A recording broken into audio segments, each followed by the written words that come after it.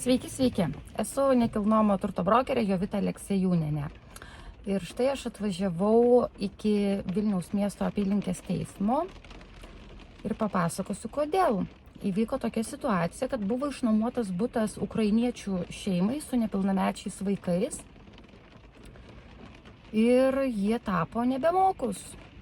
Ignoruoja skambučius, ignoruoja elektroninius laiškus.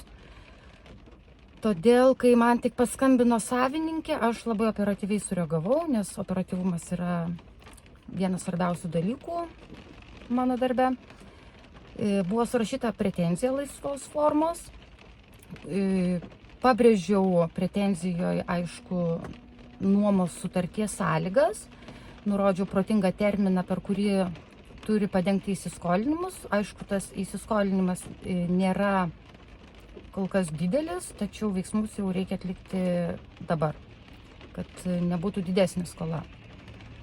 Tai dabar, kadangi pretenzija nebuvo sureaguota, įsiskolinimas nepadengtas, tai antras veiksmas, ką aš darau, tai kaip matote, atvažiavau į Vilniaus miesto apylinkės teismą, čia bus surašytas pareiškimas,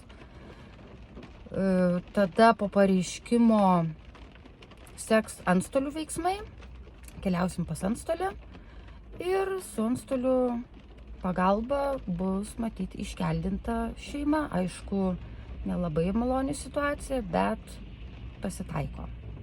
Tai turiu tokią nemalonę patirtį, noriu taip pat su jumis pasidalinti, o kai bus toliau, pažiūrėsim.